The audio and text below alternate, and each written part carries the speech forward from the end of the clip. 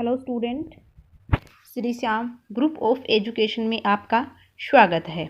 आज का हमारा टॉपिक है अरस्तु का दास्ता सिद्धांत। अरस्तु के अनुसार दास्ता जीवन के प्रारंभिक काल से ही प्रारंभ हो जाती है। प्रकृति में दो चीज़ें संभावित हैं, संतान की उत्पत्ति स्त्री व पुरुष के मिलन से तथा शासक व शासित व्यक्तियों की एक दूसरे पर निर्भरता। स्त्री पुरुष के संयोग से परिवार का जन्म होता है और इस परिवार में स्त्री पुरुष और दास रहते हैं। दास परिवार की संजीव संपत्ति व उपकरण है जो स्वामी को कार्यभार से छुटकारा दिलाकर उसे सद्जीवन व्यतीत करने, विवेक और बुद्धि का विकास करने तथा नागरिकता के कर्तव्यों को निभाने में सहायता करता है। अरस्तु के अनुसार दास परिवार का एक महत्वपूर्ण अंग है जिसका कार्य है कि वह अपने स्वामी की आज्ञाओं का पालन करे। अरस्तु के अनुसार जो व्यक्ति अपनी प्रकृति के कारण स्वयं का नहीं अपितु दूसरे का है, वह भी मनुष्य स्वतः ही दूसरे का दास है। साथ ही अरस्तु कहते हैं कि मनुष्य होते हुए भी संपत्ति की एक वस्तु है तथा दूसरे के कब्जे में रहते हुए भी वह दास है। साथ ही अरस्तु कहता है कि जो कार्य का साधन है तथा जिससे वस्तु के दूसरे के कब्जे से छुटा लिया जाए, वह व्यक्ति भी दास की कैटेगरी में ही आता है। आगे है दासता सिद्धांत की विशेषता। पहली है प्राकृतिक दास। अरस्तु के अनुसार दासता एक प्राकृतिक तथ्य है। शासन करना और शासित होना दोनों प्रकृति के अनुसार आवश्यक नहीं बल्कि अनिवार्य सत्य हैं। मनुष्य का व्यक्तित्व स्वयं में एक यौगिक है जो शरीर और आत्मा के मेल से संबंधित है या संगठित है, जिसमें आत्मा शासक और शरीर शासित है। दूसरा पॉइंट है दास के शरीर की बनावट अलग। अरस्तु के अनुसार दास के शरीर की बनावट है वो अलग होती है। उसे शारीरिक श्रम के लिए बनाया गया है। इसमें आत्मा और शरीर का अंतर होता है जिसे बहुत कम पहचाना जाता है। तीसरा है दासता नैतिक। अरस्तु के अनुसार स्वामी के निर्देश में रहकर उसके कार्यों को करते रहने से दास की नैतिकता का विकास होता है। तीसरा है दास क्रियात्मक यंत्र। अरस्तु के अनुसार दास एक क्रियात्मक यंत्र है जो परिवार के जीवन और अस्तित्व के साथ जुड़ा हुआ है। चौथा है दास परिवार की जीवित संपत्ति के रूप में। अरस्तु का कथन है कि परिवार में जितने प्रकार की संपत्ति है, जैसे दो प्रकार की होती है, जीव व निर्जीव, उसमें दास एक संजीव वस्तु है। छठा है दास स्वामी का ही अंग है। अरस्तु के अनुसार दास व स्वामी एक ही हैं।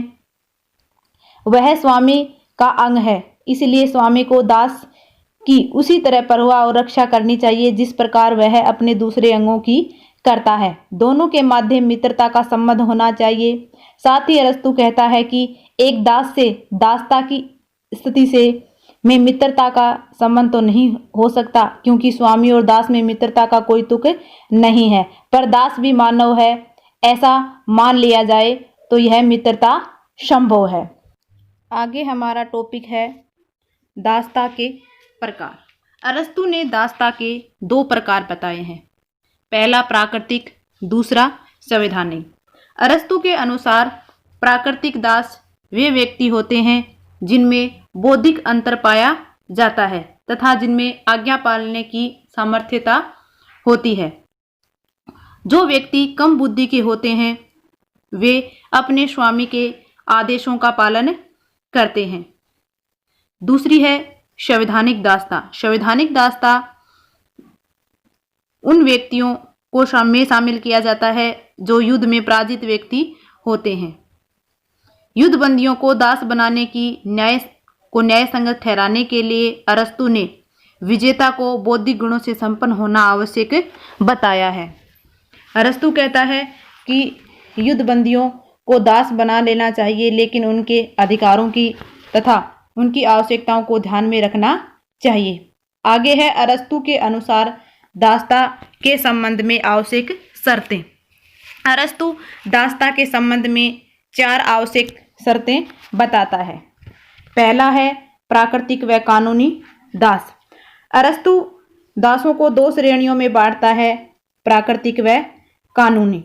दूसरा है यूनान दास नहीं हो सकते। अरस्तु यूनानियों को उच्च स्थान प्रदान करता है। वह कहता है कि यूनानी विवेकशील हैं, योग्य हैं, वे क्षमता योग्य हैं। उनको दास बनने की योग्यता नहीं बल्कि स्वामी बनने की योग्यता है। तीसरा है दासों के प्रति व्यवहार। अरस्तु दासों का पालन पोषण व उनके साथ उचित व्यवहार करने की बात करता है। वह कहता है कि स्वामी और दास दोनों के हित में होगा अगर दासों के प्रति उचित व्यवहार किया जाएगा। आगे है दासता जन्म मूलक नहीं। अरस्तु कहता है कि दासता जन्म मूलक नहीं है, यह आवश्यक नहीं है। दास का पुत्र भी दास रहेगा, क्योंकि यदि वह विवेक युक्त है तो वह दास नहीं रहेगा। अरस्तु ने इस प्रकार का प्रगतिशील दृष्टिकोण तो अवश्य अपनाया, किंतु साथ ही वह कहता है कि दास व अदास में भेद करना बहुत ही कठिन है। आगे टॉपिक है अरस्तु के दासता सिद्धांत की आलोचना। पहली है प्राकृतिक तथ्यों से अप्राकृतिक उद्देश्यों की सिद्धि। अरस्तु ने अपनी पुस्तक में प्राकृतिक तथ्यों के साथ में अप्राकृतिक उद्देश्यों की पूर्ति करने का प्रयास किया है, जो अवैज्ञानिक है। दूसरा है दास न मानव रह जाता है और न ही पशु। अरस्तु ने दासता सिद्धांत की जो व्याख्या की है, जिसमें वह दास को परिवार की जीवित संपत्ति बताता है और उसके अधिकारों से उसे वंचित करता है। तीसरा है अयुक्ति युक्त। अरस्तु का जो दासता सिद्धांत है वह ऐसी मान्यता पर आधारित है जो मानव समूह के गुणों व योग्यताओं से युक्त उच्च वर्ग व बुद्धिहीन व गुणहीन के बीच में निम्न भेद में विभक्त करता है।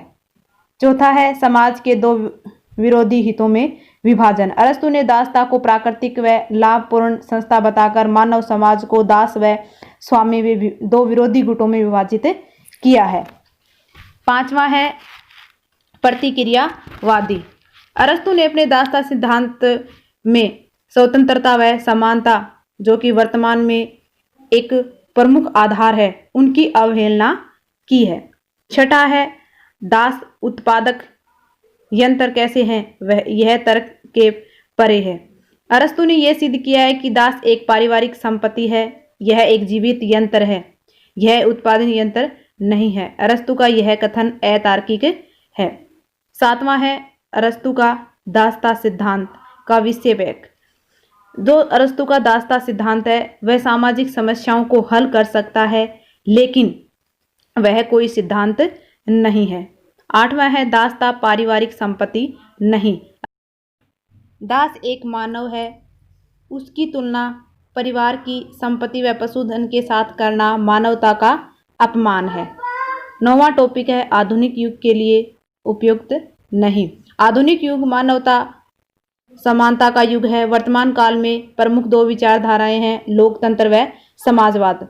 मानवीय समानता का समर्थक है। लोकतंत्र मनुष्य के बीच स्वतंत्रता, समानता, सामाजिक न्याय पर बल देता है, जो दास प्रथा के एकदम विपरीत है। इसलिए वर्तमान परिस्थितियों में दासता वर्तमान परिस्थितियों के लिए अनुपयुक्त है। आज का टॉपिक ही हमारा यहीं कंप्लीट होता है। Thank you.